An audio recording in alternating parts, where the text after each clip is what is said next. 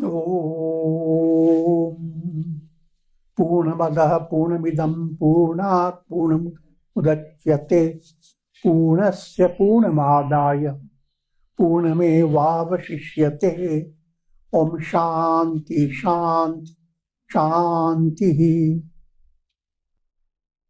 Om Brahmanandam Param Sukhadam Kevalam Jnana Murtim Dvandvatītam Gagana Sadrisham Tattvamasyaadilaksham Ekam Nityam Vimalamachalam Sarvadhi Sakshi Bhutam Bhavatītam Triguna-rahitam Sadgurum Tam Namami. Om. Adorations to Sadguru, who is Brahman, the giver of supreme bliss, embodiment of pure consciousness, one without a second, vast as the ether, infinite, eternal, beyond the three gunas and their modifications, the supreme preceptor.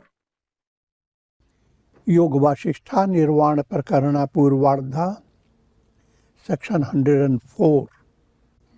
Kumbha Muni imparts knowledge, wisdom to King Shikhidwaja. You remember, Kumbha Muni is Chudala in a mystic disguise, and she subjects the king to various trials to prove that the king has attained enlightenment. King Shikhidwaja expressed profound joy at the sight of Kumbha Muni. In this context of the story, Kumbha Muni had gone to, Chudala had gone back to her capital city to look after her political responsibilities. And after that she returns. During that time, Shikhidwaja entered into deep Samadhi. When she returned, she tried to awaken him by psychic powers, roaring like lion, etc. But he couldn't be awakened. But then she awakened him by melodious spiritual music. And he woke up. And he was very pleased. I've given you the mystic insights in those points. King Shikhidwaja expressed profound joy at the sight of Kumbha Muni and said, I've found supreme rest in myself. I've attained all that is to be attained. This is the description of Stitha Prajna state. Stitha Prajna, to be rooted in wisdom, steady wisdom, unshaken. And that's being highlighted. What does it mean to be rooted in wisdom? It means there is nothing more to know, nothing more to attain, nothing more to be blessed with. Always remember, the sun, that's what your essential nature is. Your individual soul is like a reflected sun in a jar of water. For the sun, on one side, and there are countless reflected suns and countless reflections. In the state of bondage, your mind is going after all the multiplicity of things. In the state of enlightenment, a revelation that even though you live in a world of countless souls, struggling, evolving, in reality, you are the sun. If you are the sun, then you are all these souls, whether you like it or not, whether you believe it or not. And All illuminations are nothing but the sun.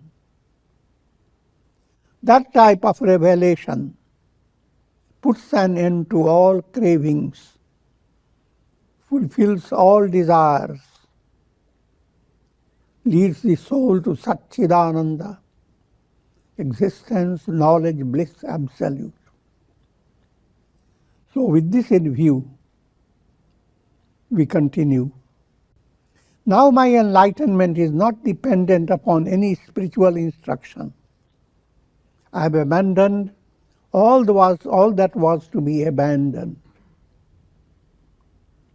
Now I abide in my essential self, where there is no fear, no attachment, no sorrow.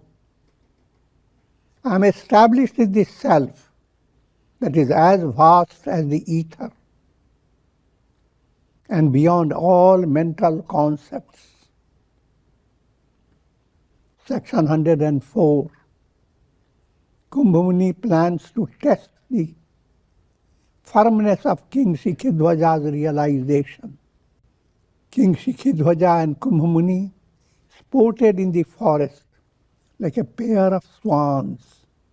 What you are being given is, in a storyline, Chudala is testing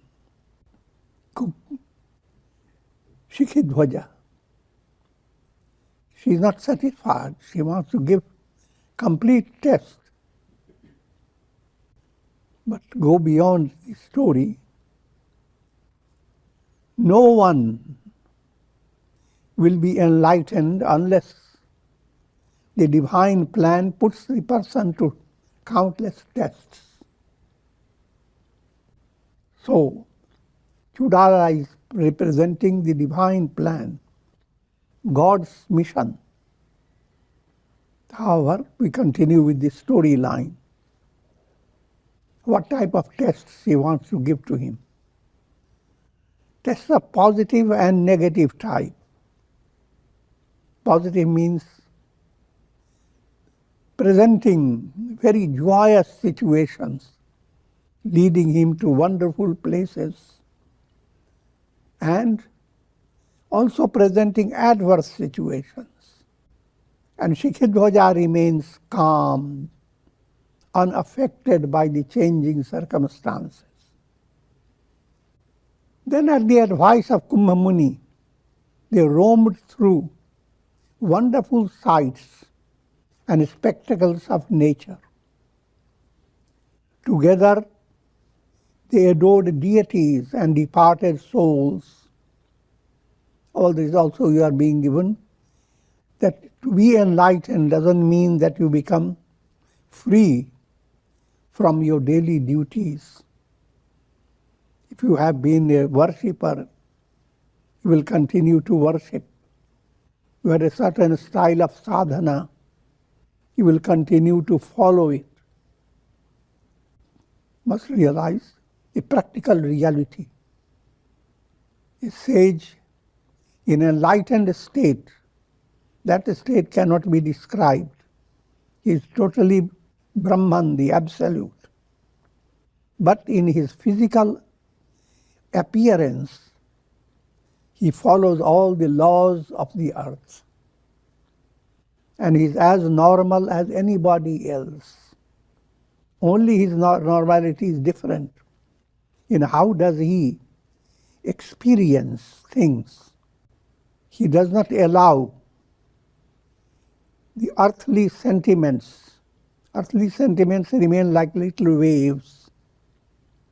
And waves don't disturb the ocean. He remains like the ocean. But earthly sentiments continue. For a observer externally will see this sage going through all troubles like anybody else. He ages, his hairs turn grey, his teeth shake. I'm just joking, but the idea is to understand.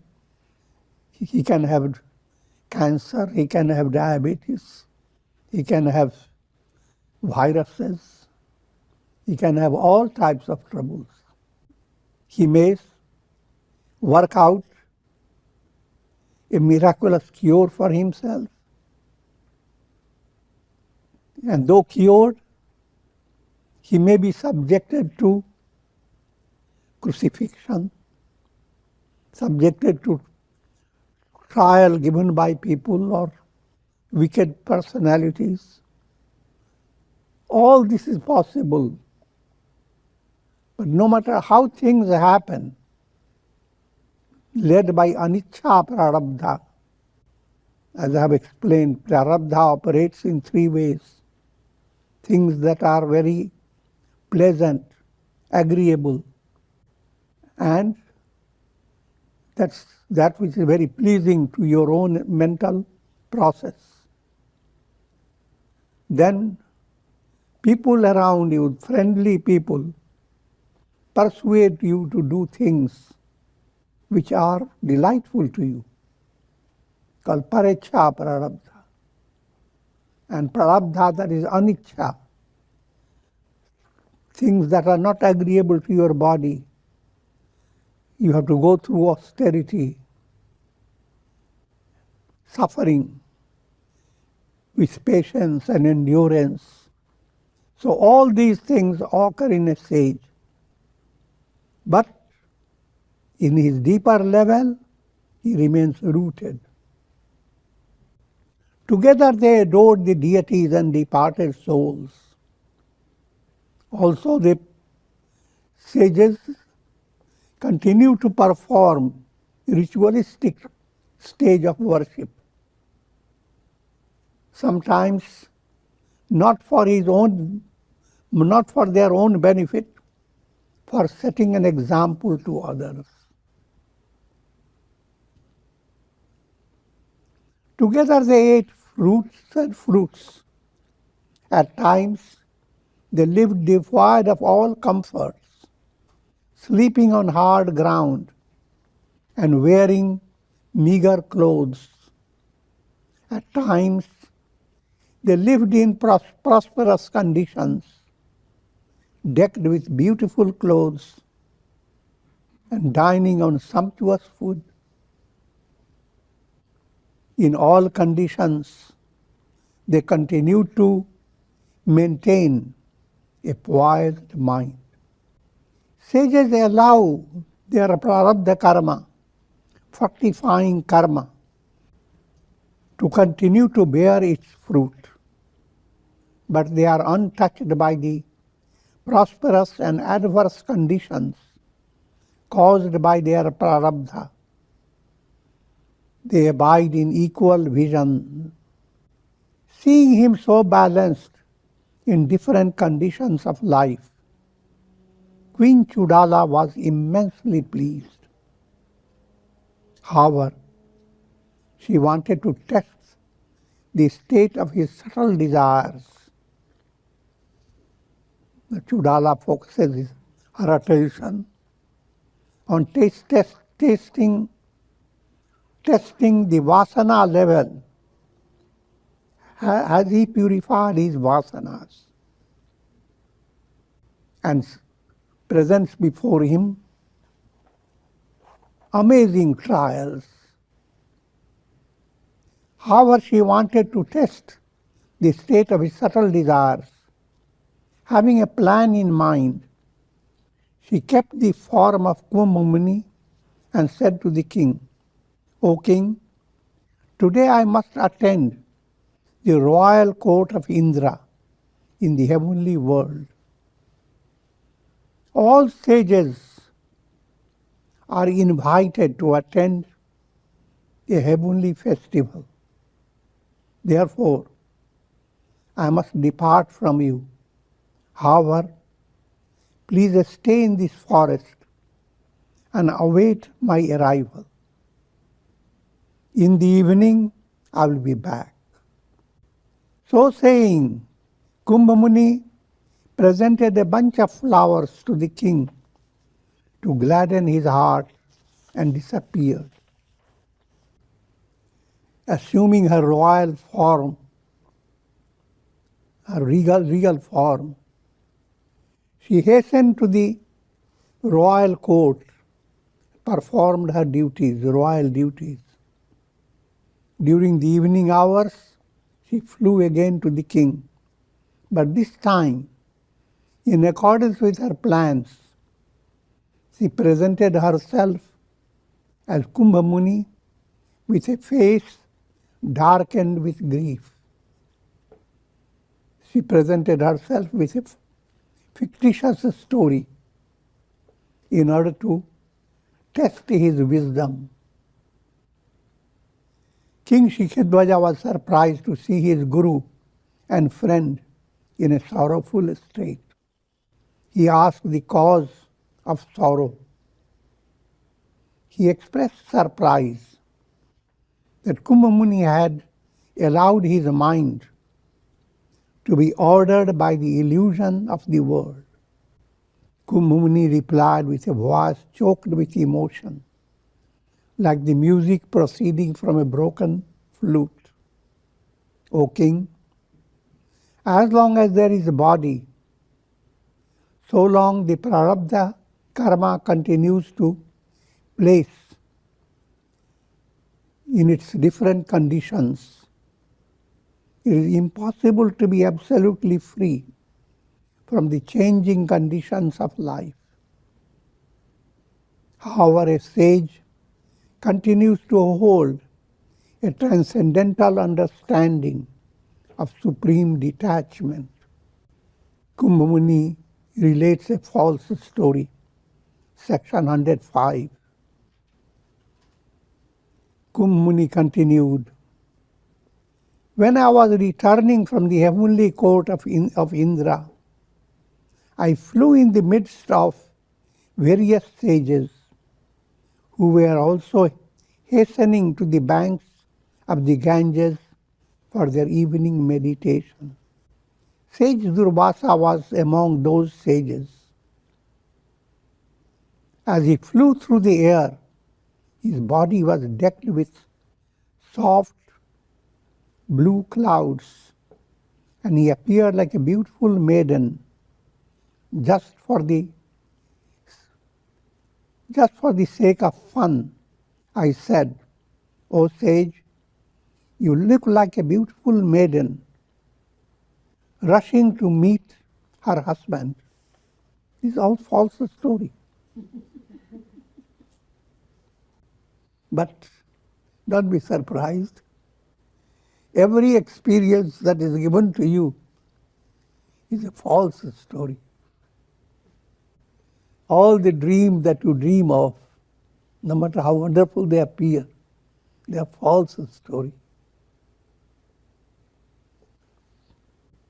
They are Maya, illusory. But that's a broad point. But follow this story. At this, the sage became angry and cursed me thus. May you become a beautiful maiden every night and maintain your normal personality during the day. Durvasa's curse split her into two. During the day, normal male personality. During the night, a beautiful female. And in spite of all that, Shikhidwaja does not get internally perturbed. He remains calm. Rather, he begins to give wisdom to the Guru. That doesn't matter. I'm immensely grieved at the thought of becoming a woman every night. How can I live a life of peace when my womanly body will be coveted by many young men? I will become like meat for the spiritual vultures, for vulturous youths. But alas, why am I thinking like ignorant men? This change in body does not affect my deeper self.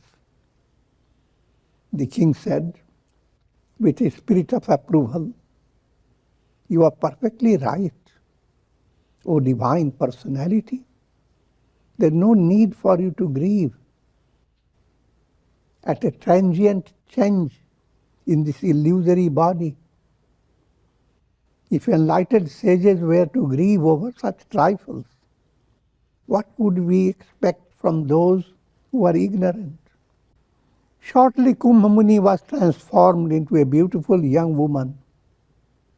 But King Shikhidwaja continued to abide in his profound spiritual awareness. To him, this apparent change had no meaning.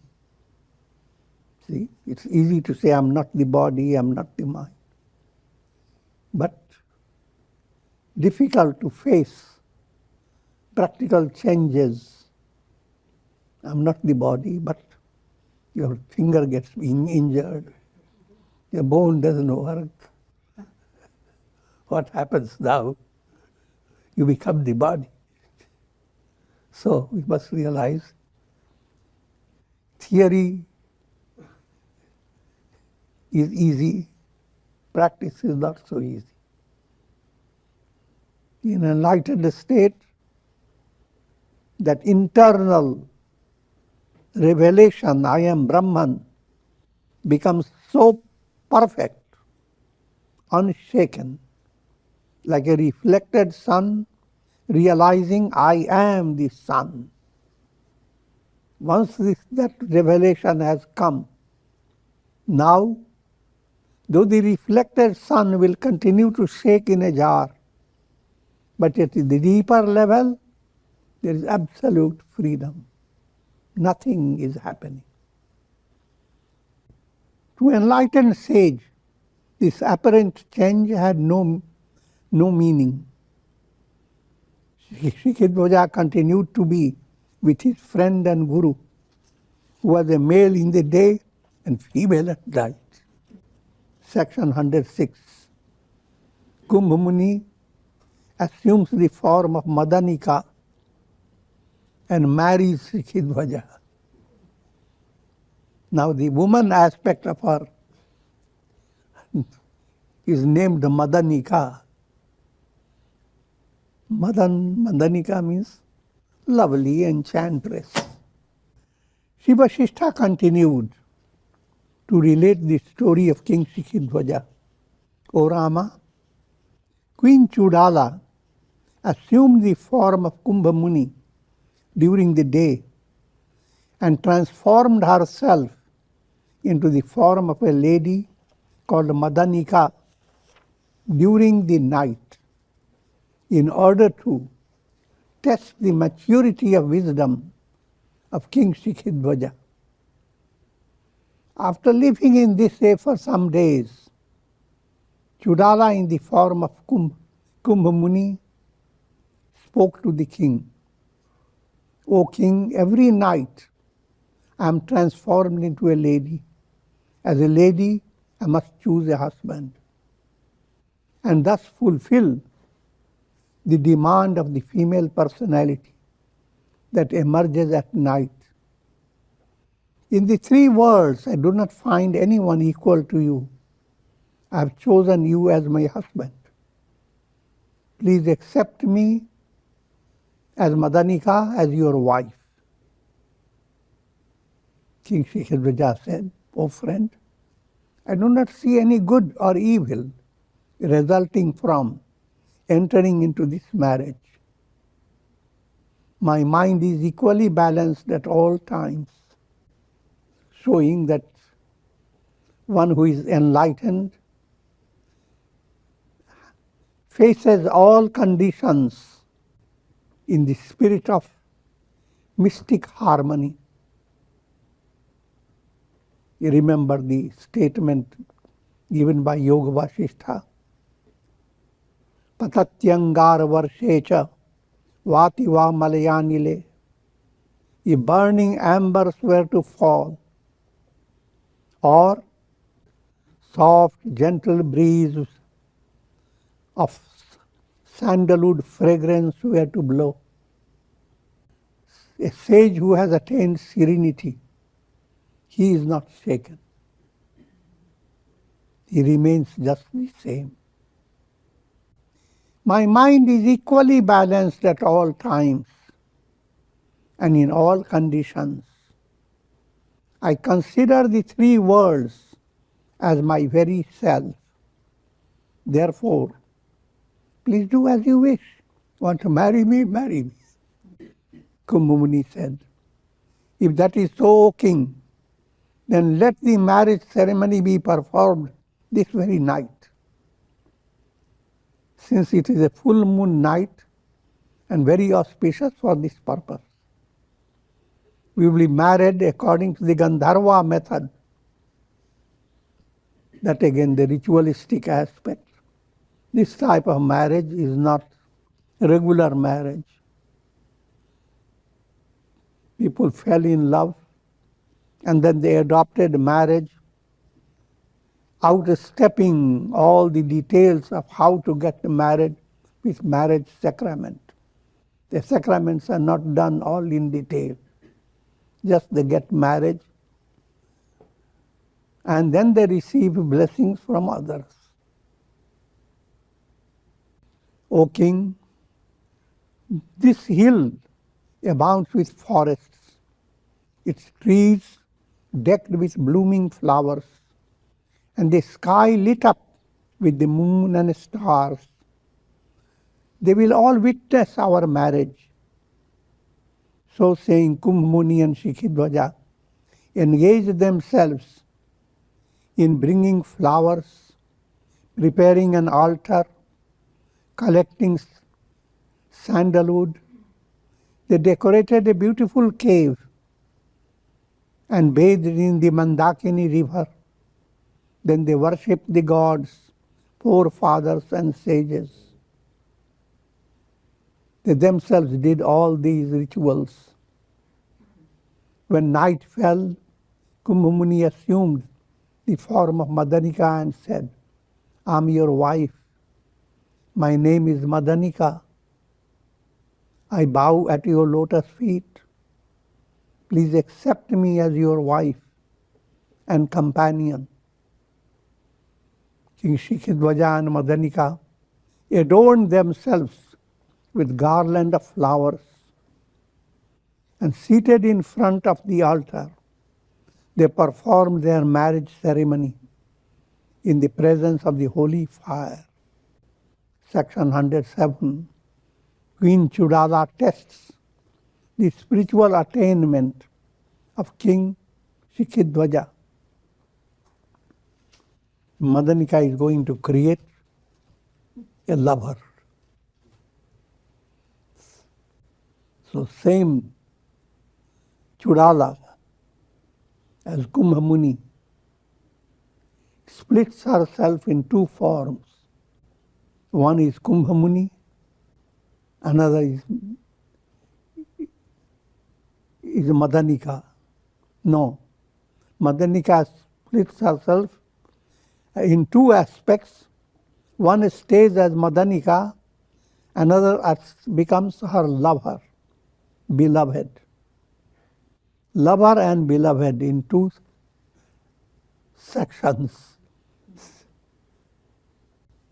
She has all the power. In order to discover whether the king sustained any subtle desire for heavenly enjoyment, or in other words, whether his vairagya was perfect or not, Queen Chudala created an illusion. First illusion that is presented, you are now going to hear about it. Indra, the celestial king, along with other gods and heavenly nymphs, appeared before the king. The king welcomed them by offering flowers to Indra and adorning him with Vedic mantras. This is a trial, test given to the king. It is Kumbha Muni herself, by her own magical power, creates Indra along with many gods, and they come to invite him to go to heaven to enjoy heavenly bliss. But King Shikhidwaja remains unshaken. Shikhidwaja said, O Lord of gods, what has occasioned your coming to this distant land? Why have you come here? Please explain this to me. Indra said, O king, the thread of your virtue has drawn me from heavenly worlds. These gods and celestial nymphs are eager to welcome you in the heavenly worlds, where they will serve you with immense delight. You are a liberated sage. It is the same for you whether you are in the forest or in the heavenly worlds. Therefore, by adopting yogic methods, please proceed with us to the heavens. O king, you are fit to enjoy heavenly delights. Your virtues are sung by the host of gods and apsaras. Please purify the heavenly world by your presence, O great king. It's a big temptation. Invited to heaven, not like an ordinary subject in heaven, but one who inspires the heavenly world with given tremendous prestige. But see what Shikhidwaja says. O ruler of gods, for me every place is heaven. I behold the self as the reality behind all that exists. Ghat ghat mein hai Sai Ramata. In every personality there lives God. In every place there is nothing but the divine self. So there is no need to go anywhere. If your idea is somewhere you have to go in order to be liberated, your concept of liberation is defective, poor. The liberation is not somewhere in the Milky Way, far away from the world. Liberation is here and now. For me, the awareness of the self is unrestricted by time and space. I am as aware of the self here as I would be anywhere else. I am ever contented, having no desires for worldly enjoyments. I do not desire to abide in your limited heavens. Though Indra pleaded and gave various arguments, King Shikhidwaja stood adamant in his firm conviction. At last, Indra retired, saying, O best among the sages, you know all that is to be known. For you, the celestial joys are insignificant. Since you do not desire to go to heaven, I will now return there along with my attendants. May there be auspiciousness for you, O king. Thus Indra, along with all attendants, vanished from the scene. They disappeared like subsiding waves in the ocean. Section 108. Queen Chudala creates the illusion of Madanika's infidelity. So far, the king passed the tests, but Chudala is not completely satisfied. She wants to give him the most difficult test, and that's he who has married Madanika, and every night she was his spouse. And now, one day he finds she's in love with somebody else. She creates a lover. And lover is her own self. She is split into herself, the beloved, and the lover. Two aspects. And King Shikhidwaja bears with it. Is unaffected. Queen Chudala reflected within herself. The king has passed this test successfully. He has maintained a balanced mind while adorning Indra and conversing with him.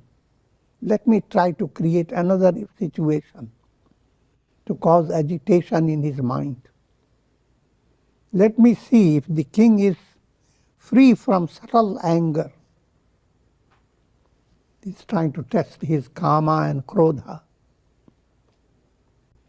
Accordingly, Queen Chudala created two forms.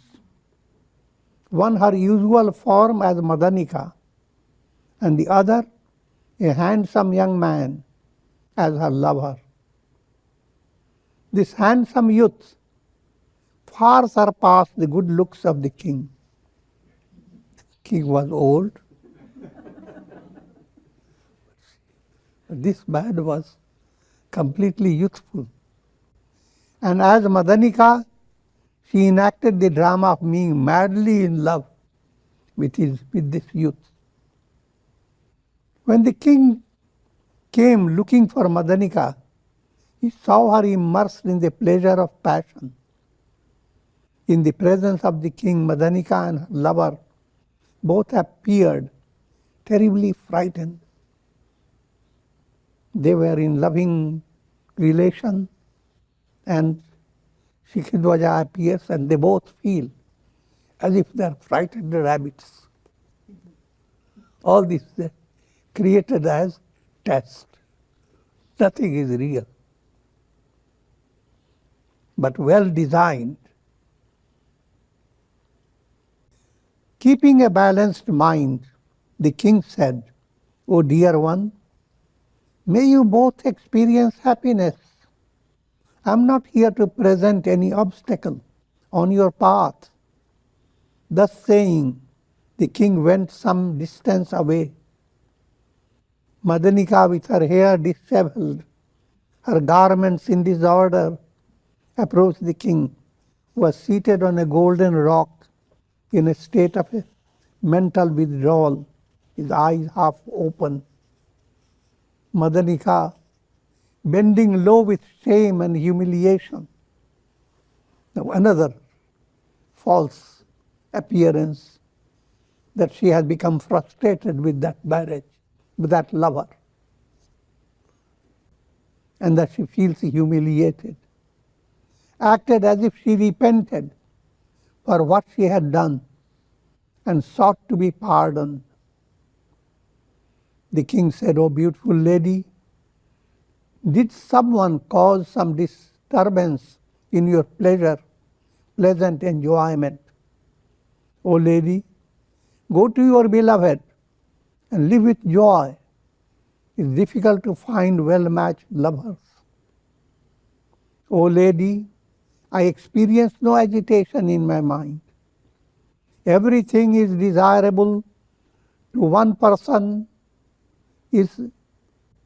everything is desirable to one person, is desirable to many. Therefore, this act of yours does not agitate my mind. I have not lost faith in Kumbha Muni by seeing this act of yours. I and Kumbha Muni both are untouched by attachments and illusions." Here his test is the twofold.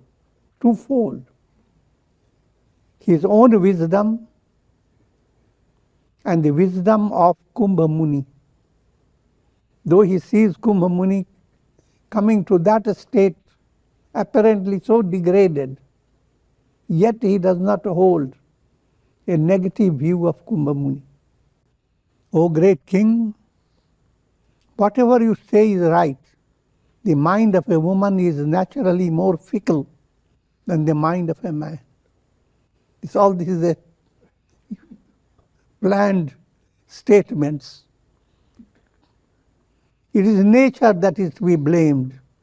Therefore, O king, please do not be angry with me. This young man, overcome with passion, has desired me. Being weak of will and intoxicated by the full moon, I submitted myself to his desires. O Lord, I am weak, dull-witted and foolish. I have committed a terrible, evil deed. Please pardon me.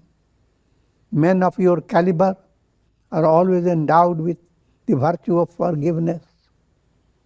The king said, O child, your actions have not agitated my mind. I stand like the vast sky, unaffected by the drifting clouds. It is only to uphold the tradition of social ethics that I can no longer accept you as my wife. So, in brief, he remains unaffected.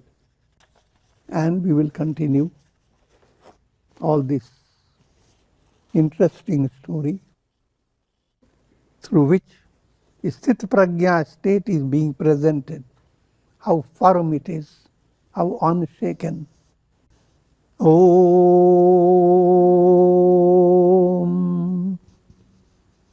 Ram Ram Ram Ram Ram. Om Namah Shivaya. Om Namah Shivaya. Om Namah Shivaya. Om. Prayer for shower of Karunamaya Rasa grace of God over all of you with the blessings of Shakti, Bhakti and Mukti. Om Trayambakam Yajamahe Sugandhim Pushti Vardhanam Urvarukma Bandhanan Mrityor Mukshiyamamrita. Om Sarve Bhavantu Sukhina Sarve Santu Niramaya Sarve Bhadrani Pashyantu Ma Kaschid Dukha Bhag Bhave. Om Shanti Shanti Shanti. Hari Om Tat Sat.